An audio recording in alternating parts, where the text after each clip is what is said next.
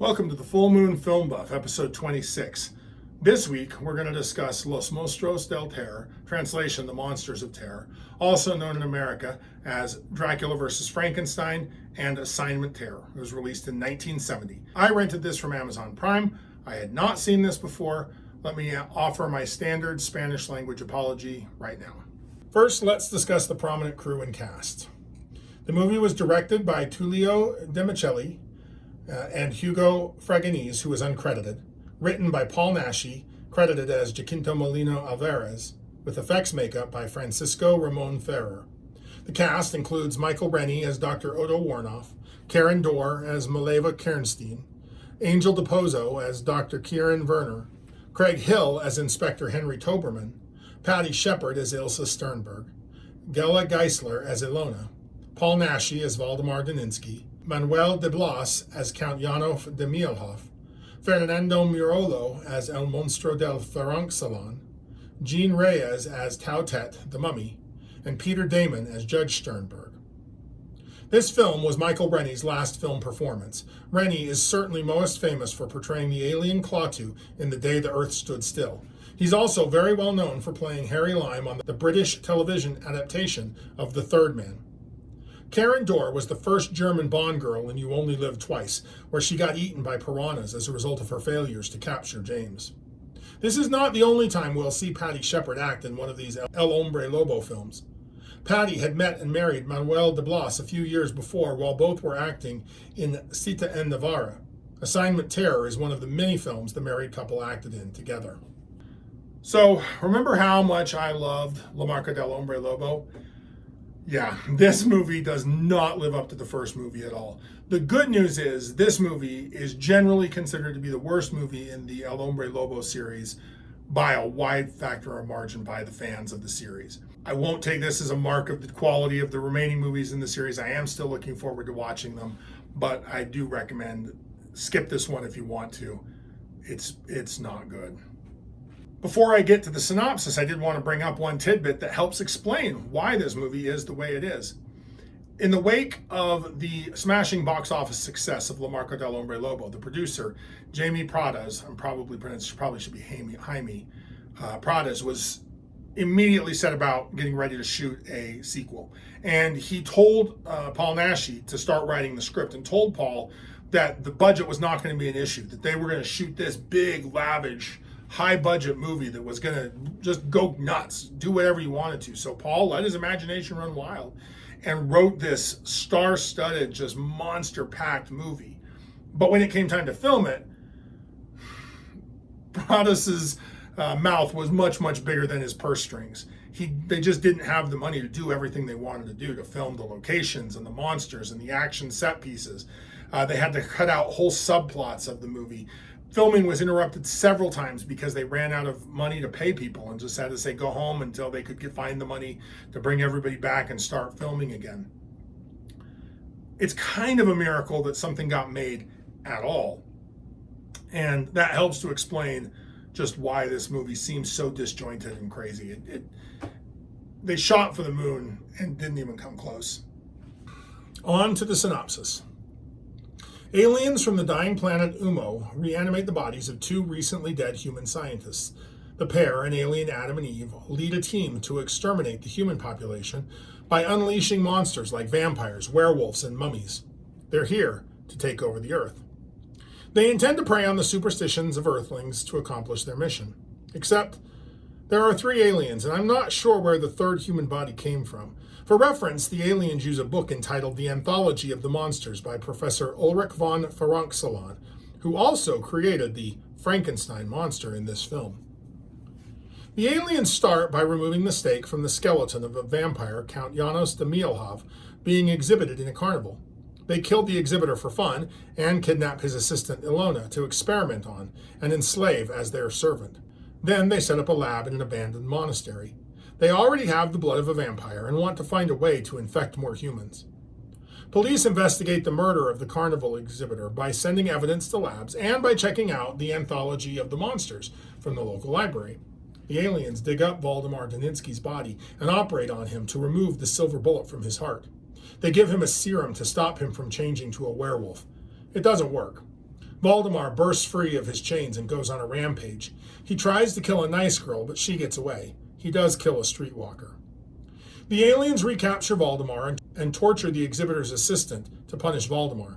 His escape could ruin their plans. The female alien, whose name is Mileva, is starting to have human feelings for Voldemar, because of course she is. Odo, the alien leader, gets a lead on the mummy's location while the police investigate the growing list of murders. The aliens fly to Egypt and make Voldemar dig up the mummy Tau-Tet. They also find an Ankh that lets Odo control Tau-Tet. Turns out the nice girl Voldemar tried to kill before is named Ilsa Sternberg, and her father knew Voldemar back in the day. Judge Sternberg tells the police that Voldemar is a werewolf. Ilsa hooks up with Inspector Henry Toberman, who is the lead cop investigating her attack, which does not seem very professional. Count Mielhoff attempts to hypnotize Mileva while she draws his blood. Odo warns the weaknesses of their human bodies might influence their superior alien brains, so they must be on alert. He also has a lead on Ferenc Salon's monster. Odo will increase the monster's power with nuclear technology. Mielhoff makes his move on Mileva. He dominates her mind. Odo revives the monster after recovering the body and almost kills Voldemar in human form, testing the monster out. The police arrive and start searching the monastery. I feel like this shot is out of sequence. It makes no sense. Both Mileva and Ilona decide to help Voldemar escape. Mielhoff escapes and goes looking to prey on Mileva. The third alien scientist, Kieran, who is never really explained, rescues Mileva and drives Mielhoff away. Mileva grabs Kieran and they get human sexy. Odo watches on his omnipresent security cameras and does not take it well. He sends Ferenc Salon's monster to kill Kieran. Is he perhaps jealous?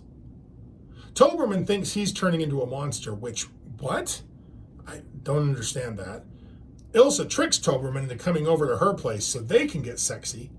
Odo hooks Mileva up to a memory erasing machine so he can wipe the very idea of Kieran from her mind. She calls him out on his hypocrisy. She says he's weak too. He cranks the machine up like Count Rugen in The Princess Bride. It does appear the aliens are being overwhelmed with human passions and emotions, kind of like teenagers experiencing hormones for the first time. Voldemar tells Ilona he is cursed. He asks her to shoot him with a silver bullet when everything is over. She says she always dreamed of killing a man? I mean, she never finishes that sentence. Odo sees Voldemar coming in his security cams. Toberman shows up to question Odo. Odo pretends to be a human scientist, but then immediately confesses and gloats over his awesome master plan. He threatens Ilsa with a vampire. He threatens Toberman with being eaten alive by bats. Seriously. Ferenc Salon's monster and Tau-Tet gang up on Toberman and capture him. The city council authorizes the chief of police to assemble a mob. They're very unspecific. Voldemar and Ilona rescue Toberman, who immediately heads off to save Ilsa. All the monsters arise and put on their game faces. Mielhoff attacks Toberman so he can get Ilsa back, but he cannot hypnotize Toberman. Toberman improvises a wooden stake. Since Mielhoff doesn't have a lot to fall back on, if mind control fails, he goes back to being a vampire skeleton. With the vampire out of commission, Ilona is freed from mind control. The chief of police shows up with an army of cops, city councilors, and reporters. Tau-Tet menaces Ilsa. Toberman shows up with a torch. The Wolfman shows up with claws and fangs. Toberman and Ilsa take this opportunity to escape. The Wolfman burns the mummy in a giant hamster wheel. Seriously, the chief of police has an army of cops. Ferenc Salon's monster and the Wolfman fight. The monster never seems to open its eyes. The Wolfman breaks lab equipment, which results in the monster being electrocuted, which really surprised me. Then the Wolfman attacks Ilona. She has to shoot him. He kills her, and he dies. They die holding hands. It's kind of touching. Odo and Mileva are trapped in the lab between two gas clouds that will explode when they come into contact with each other. Odo sends one final message to the aliens. He tells them our human passions make us too strong to be defeated. The gas clouds meet, the castle blows up, the aliens die. So one of the very few highlights of this movie is the transformation scene. We only get one, and it's an improvement on the old series of dissolves that we've seen over and over again. Typically, the actor sits in one position while they dissolve from makeup job to makeup job to makeup job. But this time, Paul moves from one pose to another pose to another pose, with the transitions happening on each one of those poses. And so it's a much more dynamic transformation. We see him moving. It's still the same trick. They're just spreading it out over a little bit longer time, but adding some movement of the character to it, which helps to make it feel more dynamic and real. There's more dynamism than we've seen in most transformations. So that is the one good thing that I found in this movie. This is a direct continuation of the previous movie, and so there is no new lore to add here. I mean, there's a bunch of stuff about vampires and aliens and all that kind of stuff, but no new werewolf lore. So first, let's talk about monster mashes. I really wish filmmakers would focus. I mean, I get the appeal of throwing every monster that you can into a movie. Filmmakers succumb to that temptation today too, right? You get superhero movies that have every superhero thrown in them, but a lot of times they're not earned and they're just kind of mashed in there and nobody gets the time to shine. That's what happens here. It's just crazy. Like, you barely get to spend time with any of the monsters. They don't have motivations. They're not real people. They're just props, toys to be thrown into the film. It does very much feel like when you were a kid and you had all your action figures fighting each other. And these monsters are great when they're allowed to have the room to breathe. And each one of them works in slightly different ways, right? Frankenstein's monster is not the same as a werewolf. And a vampire is different than that. So putting them all in one movie turns it into kind of, I don't know, monster stew instead of like a really nice steak. It's not to say it never works. It just doesn't work most of the time. And as packed as the movie was, apparently it could have been even more packed. The original script called for a golem character to be included as well. That entire thing had to be cut due to budgetary concerns. I mean, on one hand, you can argue that a reading of the Frankenstein story is just a modern update to the old Golem stories, right? Both stories are about a human creating a living thing that then gets out of their control. So we did still have a golem. It was just a flesh golem. We could have had two, making this movie even more packed. But if we're going to talk about Frankenstein's monster, then why did this movie go to such great lengths to rename Frankenstein's monster and Frankenstein's creator to Ferenc Sala, Ulrich von Ferenc Sala? Turns out this, I love this reason. Paul Naschy was not enamored of the makeup jobs that the makeup artist did on this movie. Apparently Paul had quite a bit of input on his makeup job, but the other actors didn't, and so the makeup artist got to do what he wanted. And Paul felt like the makeup jobs were very boring, very basic, and in many cases, specifically in the case of the Frankenstein's monster, an almost direct ripoff of what Universal had done decades before. So, to try and avoid a lawsuit, they figured they would change the name of the character from Frankenstein to Ferenc Sala. I know, no one's ever going to guess. I think that's really interesting. Like, that's just a little kind of level of, you don't often hear about that kind of thing going on. What's interesting is that then the Germans go and release this movie as Dracula versus Frankenstein. They call it Frankenstein on the title. So all that work that they did to lawsuit proof themselves just gets tossed out the window. Now, as far as I'm aware, no lawsuit was ever filed. I'm not sure why Universal would have bothered dealing with this movie. So ultimately, it was unnecessary.